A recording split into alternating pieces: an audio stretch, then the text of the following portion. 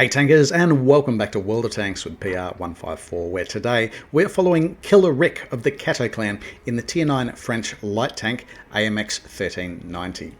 This is a pretty neat little vehicle. In spite of being an autoloader, it still maintains quite good damage per minute with its 4-shot 90mm autoloader. Each shot lands for about 240 hit points. In terms of penetration characteristics, what have we got? 205mm on the standard AP, and that's upgradable to 248mm with the APCR, a premium APCR rather, because both shell types are APCR. So they've got a job to do here today, specifically LT-5, the forward observer. And what Killer Rick needs to do here today, the primary mission is to enable allies to destroy at least 2 enemy vehicles that they've spotted. The honors condition enabling allies to cause damage to 4 enemy vehicles spotted by them. So pretty well playing to the role of the vehicle. Now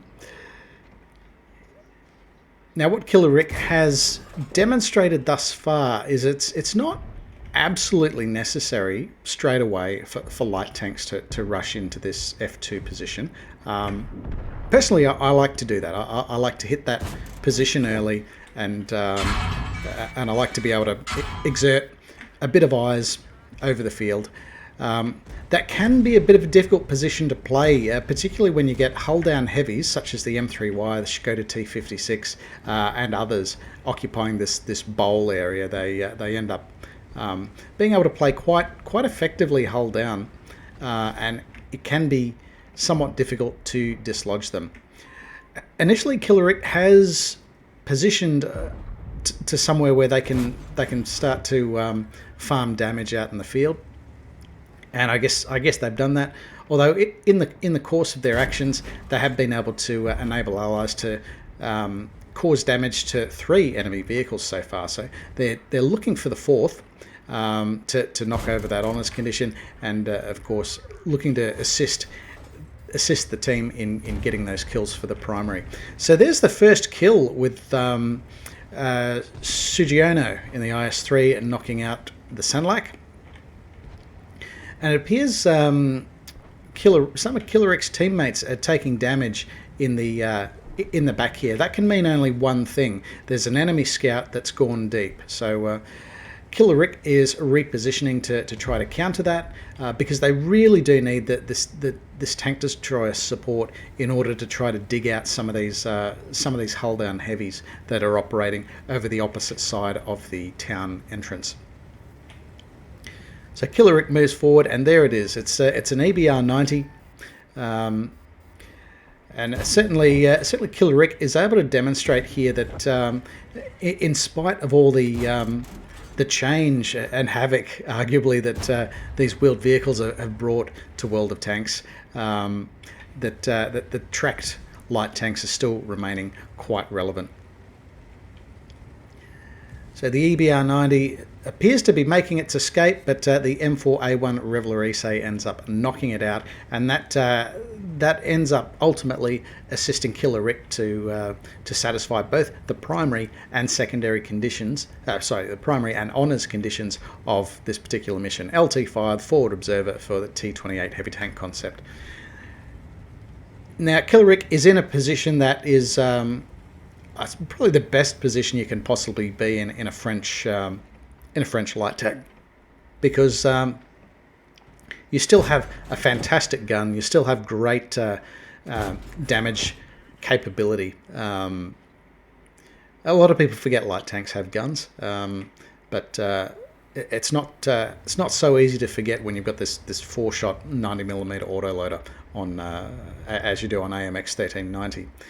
Now, I'm not sure if Killer Rick is spotting their own food in this particular instance, but I hope they are, because that will be absolutely awesome for their experience accrual. But they've certainly in a position where they've been able to flank these troublesome heavies.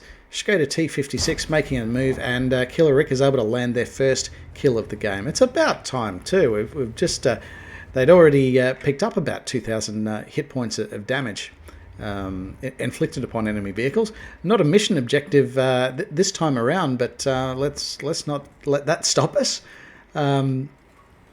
Still seeing turret, the side of the turret of M103. A few swings and misses here, a bit of residual dispersion working against Killer Rick.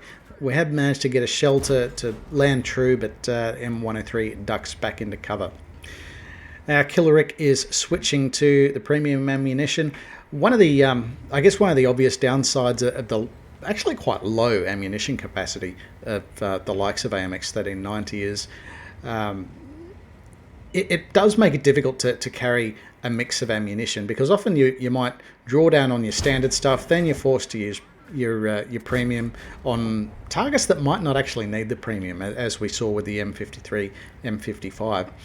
A intuition skill on the auto loader, loader does help out a little bit, does allow you to change mags, but in the case of these French vehicles, that's a skill that's also competing on the commander, who is also the radio operator, and so there's a lot of different skills that you're going to be wanting to put on your commander, and maybe intuition is not going to be the highest priority, but still very efficient use of magazine there. They've been able to knock out the Scorpion as well, and contribute to the demise of M103. This just leaves 2 enemy vehicles left.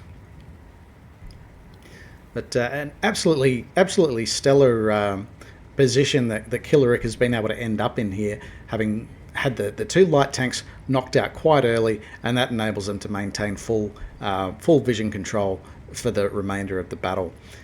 Now, you don't have the best view range with AMX 1390, 380 meters of view range. There are other vehicles, other light tanks at tier that have sort of closer to 410, but your concealment rating is not too bad either. There are only 2 vehicles, 2 light tanks at tier 9 with a better concealment rating than AMX 1390, and that is the GSAW and the EBR 90. So I guess that loss of view range is adequately compensated by improvements to concealment, and I guess it all works out in the end. Killer Rick landing their 4th kill of the game on the STA2. So let's go and take a look at those results. So very well done there to Killer Rick of the Cato clan for having picked up mission LT5 with honours for their T28 heavy tank concept. They've also picked up an Ace Mastery badge for their efforts on Siegfried Line today. And quite a fistful of badges of merit here as well. Spotter for enabling allies to cause at least 1,000 hit points of damage upon enemy vehicles. In this case, nearly 3,400 hit points of assist damage inflicted on the enemy, so very nicely done. Bruiser for causing damage to enemy vehicle modules or injuring crew members at least 5 times in the course of the battle. Picked up the Fighter Medal for destroying 4 to 5 enemy vehicles in the battle, in this case 4 enemy vehicles as it were, and the 5 for Effect Medal for causing more damage to enemy vehicles than the hit points of their vehicle. In this case, over 4,100 hit points of damage inflicted on the enemy. Actually quite robbed of a high caliber medal this game, I would suggest, which is where you pick up, you count for at least 20% of the enemy hit point pool, but obviously appears to be quite a few high scorers in the team.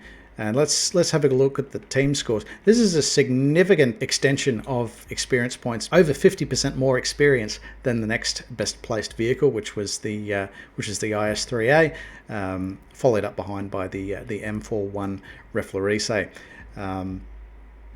We did mention some high damage scorers. I mean, there's some good performers here. The Waffenträger in particular doing quite well, but it seems there's actually quite a good spread of damage inflicted, so that would probably explain missing out on the high caliber medal this time around. On the enemy team, we've got the Kanonen Jagdpanzer 105 causing over 3,200 hit points of damage and accounting for 3 of Killer Rick's team, and the Skoda T56 also performing well within the city. Well, at least until Killer Rick knocked them out. Having a look at the detail report, quite a costly game here for Killer Rick, having been forced to dive into the premium APCR has landed quite an ammunition bill. Killer Rick was also running food for this battle as well. So I guess in the absence of running food, we might have been able to turn a modest profit, maybe. I guess that's just some of the vagaries of running a standard account. But nonetheless, you can be happy taking on a bit of a loss when you're knocking over these personal campaign missions with honours. So very well done there to Killer Rick of the Kato clan.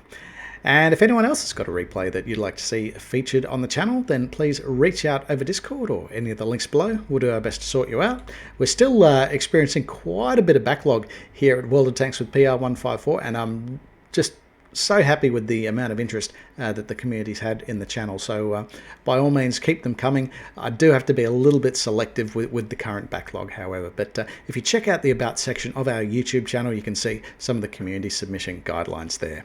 In the meantime, take care.